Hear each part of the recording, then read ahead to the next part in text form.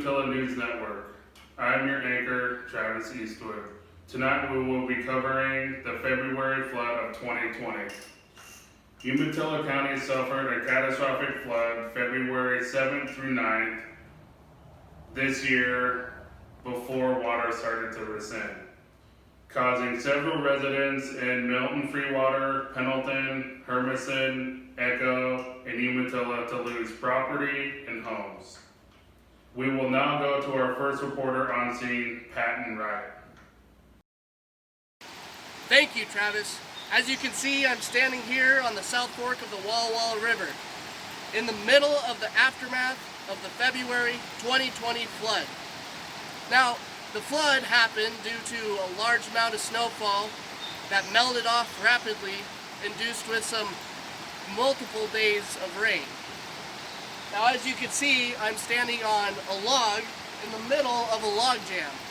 And this log just happens to be one of the logs the local Indian tribe used to create their meanders in the river. Now, we'll get to look at one of those later.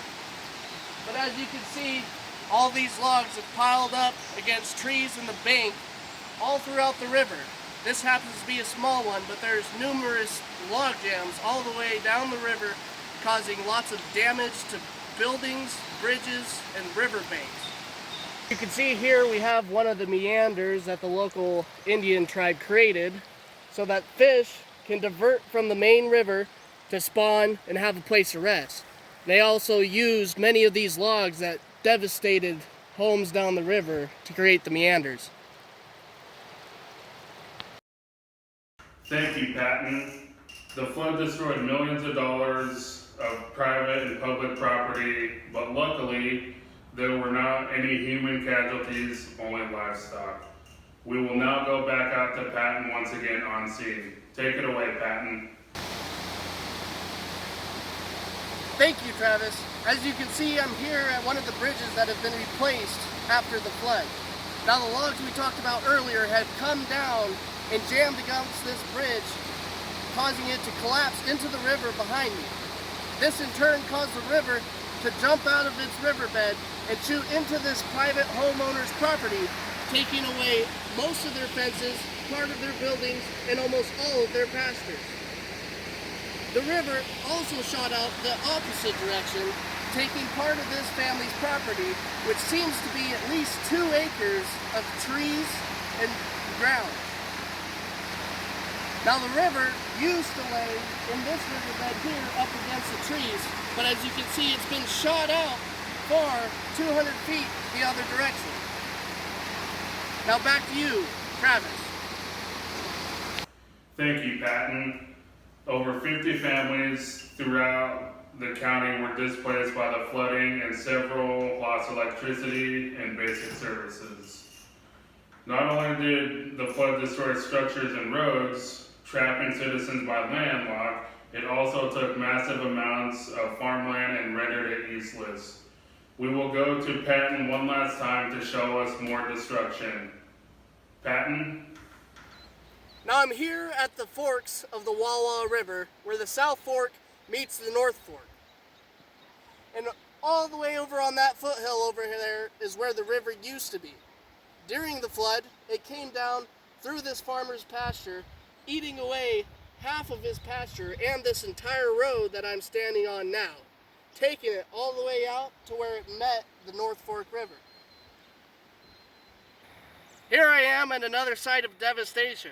Now, the river runs at the base of that hill all the way over there, but due to a log jam like the one behind me and ones that we talked about earlier, it rerouted the river right through this farm owner's property, taking a lot of his land and taking out the road that we're currently standing on.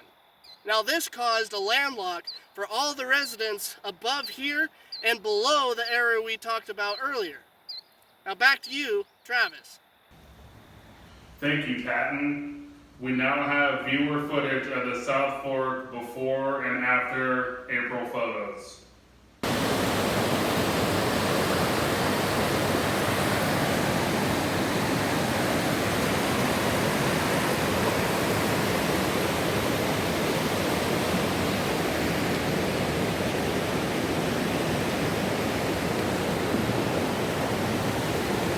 Yeah, see, it got clear up.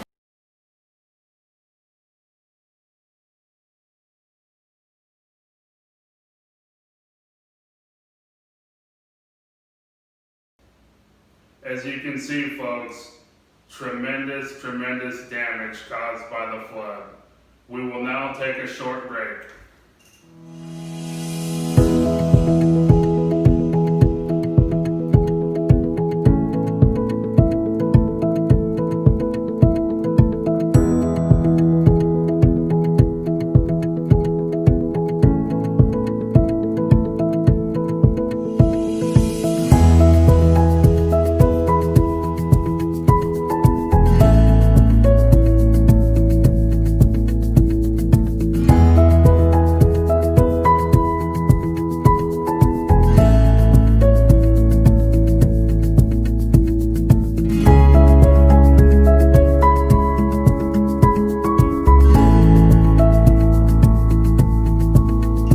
Welcome back, folks. We will now join our team member, Rosanna Diaz, on the scene at Riverfront Park in Hermiston, Oregon. Rosanna? Hello everyone, Rosanna here. Hope you're having a wonderful day. I am currently at Riverfront Park in Hermiston. In February, we had a flood that did some damage in eastern Oregon. Unfortunately, this park was one to be damaged. The park is very popular to many walkers and joggers in the area. As you can see behind me is the Umatilla River, which flooded, causing all sorts of damage to the 16-acre park. The damage has taken months to repair. Water destroyed the parking lot, damaged the playground, cracked walking pathways, left debris along with trees and logs everywhere. The embankment was eroded, the fence was washed away. To repair the damage, it is said to have costed $500,000, just about. Many volunteers teamed up shortly after to help clean up the mess. As you can see, most of the repairs have been completed, and Hermiston has one of their favorite parks back in motion. Back to you, Travis. Thank you, Rosanna. As you can see, the park is well on its way to recovery. Several public structures and land have been rebuilt, but private property is still in ruins. Here are some viewer photos of the damage done at the Riverfront Park and its recovery.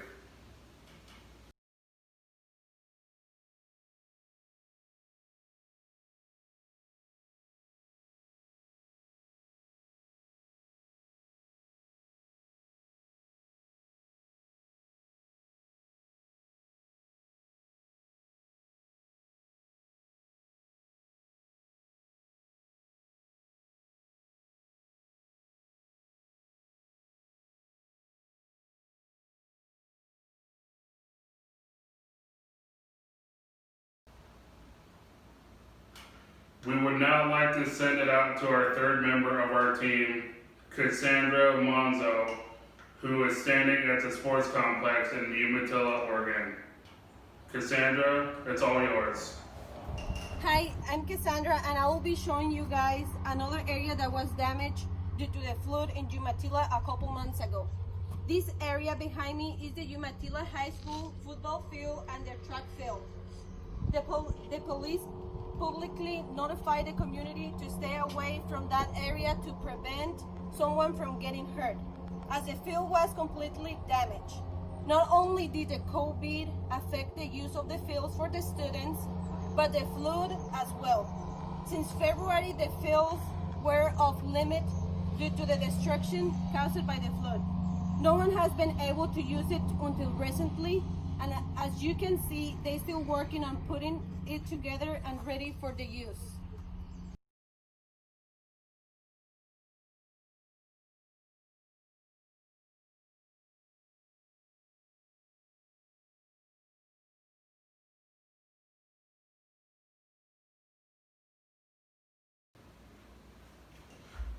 Thank you, Cassandra.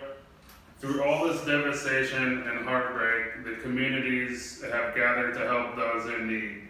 Even the people affected the most have stopped fixing their properties to help neighbors and have the favors be returned. We now go to our last field reporter, Larissa Chambers in Pendleton to talk about community service and the loss suffered.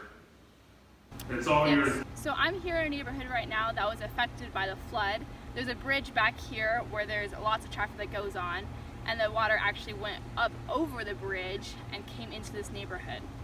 This impacted the whole city, whether or not you had property damaged or not. I had the unique opportunity to do much help in this time though.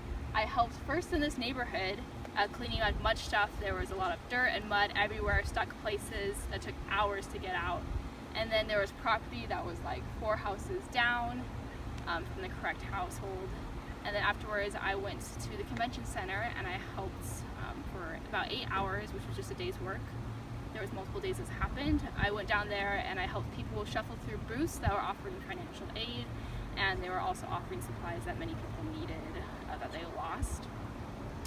There were a lot of people there that were upset and pretty on edge, which is completely understandable, but I met one guy in particular who was very upbeat and happy. He was constantly showing me photos of not just the damage that happened to his property, but his family and his friends, and he was telling me stories and jokes, and he was just very happy for all the help that was happening. He told me that pouting about life happens and pouting about it does not make a difference. It will not help you or anyone around you. It was nice to see that everyone there was very helpful and just how hopeful some of these people really were. Back to you, Travis. Thank you, Larissa.